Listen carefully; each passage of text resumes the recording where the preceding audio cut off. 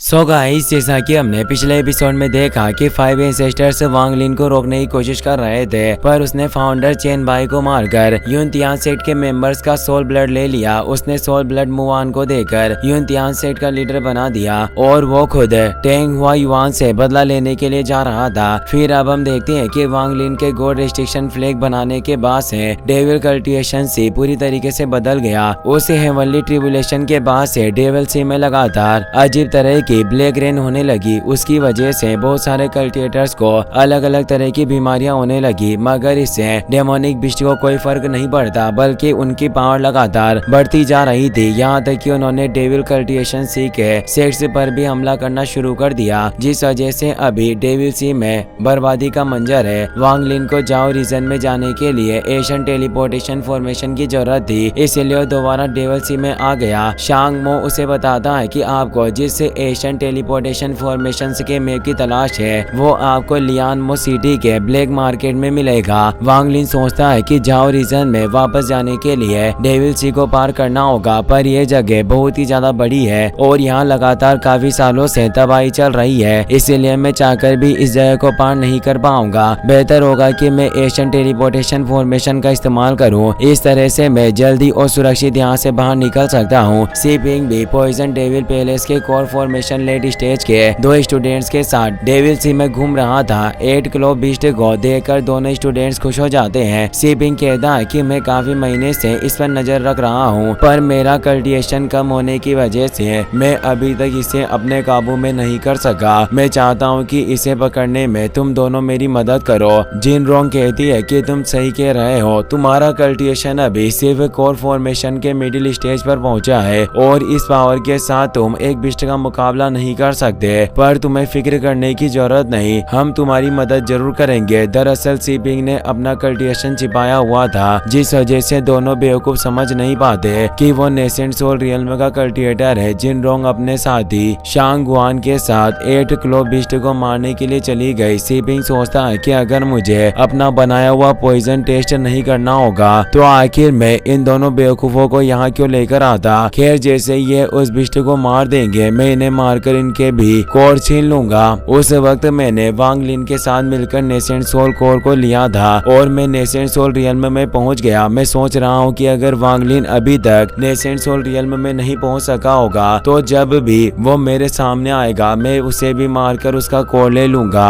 वांग लिन पास से गुजर रहा था और उसे सीपिंग के बारे में पता चल जाता है। जिन रोंग और शांग गुआन एक सोड के अंदर पॉइजन डालकर उससे अंत क्लो बिस्ट पर हमला करते हैं, पर बिस्ट ने अपने क्लो की मदद से सोड को दूर कर दिया। वो उन दोनों को मारने के लिए जाने लगता है, लेकिन तभी उसे वांग लिन ने अपनी बॉडी से खतरनाक एनर्जी रिलीज की, जिसे महसूस करके वो बिस्ट जमीन के अंदर घुस जाता है। सीपिंग भी ओरा को महसूस करके सोच में पड़ गया। उसे लगता है कि डेविल सी से सोल फॉर्मेशन कल्टिवेटर वहाँ आ गया। अचानक वांग लिन वहाँ आ जाता है। उसे देखकर सीपिंग दंग रह गया। वांग लिन उसे कहता है कि हम दोनों को मिले हुए काफी वक्त हो गया, पर मुझे समझ नहीं आ रहा कि तुम्हारे नेसेंट सोल रियल्म पर होने के बावजूद भी तुम इन दोनों जूनियर्स से इतना खतरनाक काम क्यों करवा रहे हो। ये बात सुनकर जिन रोंग और शांग गुआन के होश उड़ गए। वो सोचते हैं कि हम दोनों बिस्ट को मारकर अपने साथ ले जाने के बारे में सोच रहे थे। अगर हम ऐसी बेवकूफी करते तो ये अपने नेसेंट सोल रियल्म के कल्टिवेशन के साथ हमें मारकर हमारा कोर ले लेता। दोनों वांग लिन को थैंक्स कहकर वहाँ से दूर भागने लगते हैं, पर सीपिंग उन्हें वहाँ से जाने नहीं देना चाहता था और उन पर हमला कर देता है, मगर वांग लिन ने अपनी जी लाइटनिंग की मदद से उसका अटैक फेल कर दिया। वो पूछता है कि उन दोनों को देखकर ऐसा लग रहा है कि वो पॉइजन डेविल पैलेस के मेंबर है। शायद तुम नहीं जानते, पर पॉइजन डेविल पैलेस में कई सारे पावरफुल कल्टिवेटर्स हैं। बेहतर होगा कि तुम उनसे दुश्मनी ना करो, वरना तुम्हारी जान खतरे में पड़ जाएगी। सीपिंग सोचता है कि शांग गुआन पॉइजन डेविल पैलेस के कोर स्टूडेंट्स में से एक है। अगर वो जिंदा यहाँ से भाग गया तो मुझे डर है कि आगे जाकर मैं डेविल सी में शांति से नहीं रह सकूंगा, इसीलिए मुझे कुछ भी करके उन्हें मारना होगा। वो वांग लिन से पूछता है कि अगर तुम्हें किसी चीज की तलाश है तो तुम मुझे बता सकते हो। मैं मानता हूँ कि हमारी दोस्ती इतनी अच्छी नहीं है, पर हमने एक साथ नेसेंट सोल हासिल की थी। वांग लिन पूछता है कि क्या तुम्हारे पास एशियन टेलीपोर्टेशन फॉर्मेशन है। सीपिंग के पास फॉर्मेशन नहीं थी। वो कहता है कि अफसोस की बात है कि मेरे पास कोई टेलीपोर्टेशन फॉर्मेशन नहीं है, लेकिन अगर तुम्हें फॉर्मेशन चाहिए तो तुम मेन सिटी में जाकर किसी चीज के बदले फॉर्मेशन खरीद सकते हो। वांग लिन कहता है कि टेलीपोर्टेशन फॉर्मेशन ढूंढने में तुम्हें मेरी मदद करनी होगी, उसके बाद तुम उन दोनों जूनियर्स को ढूंढकर मार सकते हो। वो दोनों अपने कोर फॉर्मेशन कल्टीवेशन की मदद से ज्यादा दूर नहीं जा पाएंगे। सी पिंग को इससे काफी गुस्सा आया। वो सोचता है कि इसे शुरुआत से ही उन दोनों स्टूडेंट्स से कोई मतलब नहीं था, इसने सिर्फ अपना काम पूरा करवाने के लिए मुझे उन्हें मारने से रोका। खैर अब मेरे पास रास्ता नहीं बचा है और मुझे इसकी बात माननी होगी। ये सोचकर वो अपनी यादें एक जेट स्लिप में डालकर वांग लिन को दे देता है। वो कहता है कि इसमें मेरी पिछले साल की यादें और एशियन टेलीपोर्टेशन फॉर्मेशन की कुछ जानकारी है। ये कहकर वो अपनी शिप पर बैठकर वहाँ से चला गया। वांग लिन भी आगे बढ़ जाता है। 7 दिनों बाद वो एक ऐसी जगह पर पहुँचता है जहाँ उसे आसपास ना कोई कल्टिवेटर और ना ही कोई बिस्ट दिखाई दे रहा था। इससे वो काफी हैरान था और बिग एप को बाहर निकाल देता है। बिग एप तेजी से आगे बढ़ने लगा। अचानक से वो एक एनर्जी हॉल के अंदर खींचा जाने लगता है, पर वो वक्त रहते बाहर आ गया। वांग लिन उस हॉल को बर्फ में जमा देता है, लेकिन उसके अंदर एक डेमोनिक बिस्ट था और वो अपनी एनर्जी से बर्फ से निकलकर पत्थर को इंसान का सिर बना देता है। वांग लिन सोचता है कि इस केव के अंदर का बिस्ट सच में एक इंसान का रूप ले सकता है। ये काफी हैरानी की बात है। भले ही इसका लेवल कम है, पर ये धीरे धीरे अपने इनर कोर को ताकतवर बना रहा है। ये सोचकर वो केव को नष्ट कर देता है, जिसके अंदर से एक मॉस्किटो बिस्ट बाहर निकलकर वहाँ से भागने लगा। वांग लिन सोचता है कि एशियन गॉड तुसी की यादों में एक बार वो मॉस्किटो बिस्ट के बीच में फंस गए थे और लगभग उनकी जान जाने वाली थी। अगर मैं गलत नहीं हूँ तो ये मॉस्किटो बिस्ट भी उसी प्रजाति का होगा। मैं इसे कैद करके अपना पेट बना लूं तो मुझे काफी फायदा होगा। वो शुली गो और बिग एप के साथ मिलकर उस पर हमला करने लगता है। बिग एप मॉस्किटो बिस्ट को पकड़ने वाला था, पर वो पलक झपकते ही दूसरी जगह पर पहुंच गया। उसकी रफ्तार देखकर वांग लिन के होश उड़ गए। वो अपने एक आर्टिफैक्ट की मदद से मॉस्किटो बिस्ट का एक इल्यूजन बना देता है। इल्यूजन मॉस्किटो बिस्ट पर हमला करने लगता है। शुरुआत में शुली गो को लग रहा था कि वांग लिन मॉस्किटो बिस्ट को अपने काबू में नहीं कर पाएगा, पर इल्यूजन को देखकर उसे भी भरोसा होने लगता है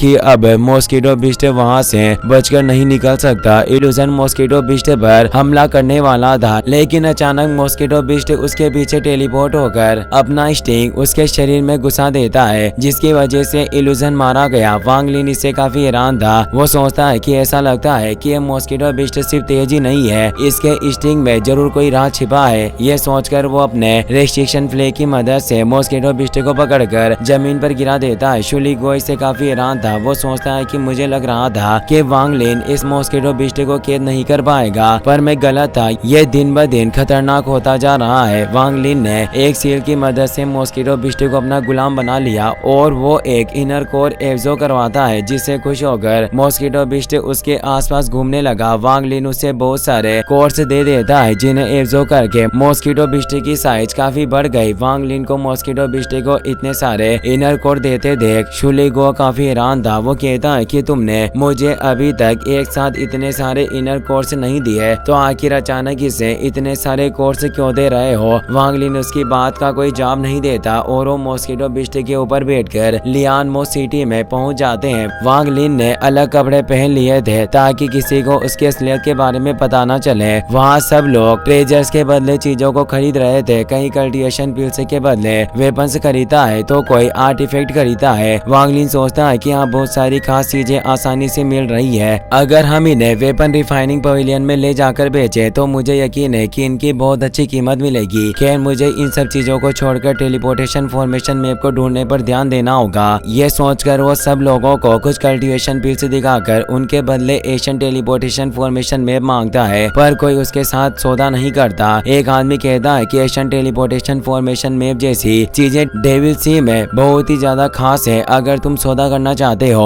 तो तुम्हें कल्टिवेशन पिल्स के साथ दूसरी चीजें भी देनी होगी। वांग लिन को किसी भी हालत में टेलीपोर्टेशन फॉर्मेशन मैप चाहिए था, इसीलिए वो सबको स्पेशल ग्रेड स्पिरिचुअल स्टोन दिखाकर उसके बदले टेलीपोर्टेशन मैप मांगता है। स्पेशल ग्रेड के स्पिरिचुअल स्टोन को देखकर सब लोगों के होश उड़ गए, क्योंकि लो लेवल कल्टिवेशन रीजन के लोगों का मानना था कि स्पेशल ग्रेड स्पिरिचुअल स्टोन पूरी तरह से विलुप्त हो चुके हैं। इतना खास ट्रेजर दिखाने के बाद भी कोई सामने नहीं आता। वांग लिन को लगता कि वहाँ टेलीपोर्टेशन मैप नहीं है, इसलिए वो वहाँ से जाने लगा, लेकिन तभी एक एल्डर वहाँ आ गया। वो अपनी पावर से सब लोगों को एक जगह रोक देता है। वो वांग लिन से कहता है कि मेरे पास टेलीपोर्टेशन मैप है, पर स्पेशल ग्रेड के स्पिरिचुअल स्टोन के बदले तुम्हें मेरी मदद भी करनी होगी। वांग लिन सबसे पहले टेलीपोर्टेशन मैप का स्लिप देखता है और मैप एकदम सही था, इसीलिए वो मदद करने के लिए मान गया। वो पूछता है कि आखिर तुम्हें किस चीज में मेरी मदद की जरूरत है। एल्डर कहता है कि मुझे किसी को मारने के लिए तुम्हारी मदद चाहिए। उसका कल्टिवेशन लेवल नेसेंट सोल के परफेक्ट स्टेज पर है और वो जल्द ही सोल फॉर्मेशन रियल्म में ब्रेक थ्रू करने वाला है। वांग लिन बिना सोचे समझे उसकी मदद करने के लिए मान गया। एल्डर उसे जंगल के रास्ते से लेकर जा रहा था। वो कहता है कि तुम यही मेरा इंतजार करो, तब तक मैं उसे यहाँ लेकर आता हूँ। लेकिन तभी वांग लिन ने अपनी जी लाइटनिंग की मदद से एल्डर का हाथ काटकर टेलीपोर्टेशन मैप का स्लिप ले लिया। वो कहता है कि जल्दी से सब बाहर आ जाएं, वरना मैं तुम्हें बहुत बुरी मौत मारूंगा। अचानक कुछ मास्क पहने आदमी वहाँ आ जाते हैं। एल्डर पूछता है कि आखिर तुम्हें कैसे पता चल गया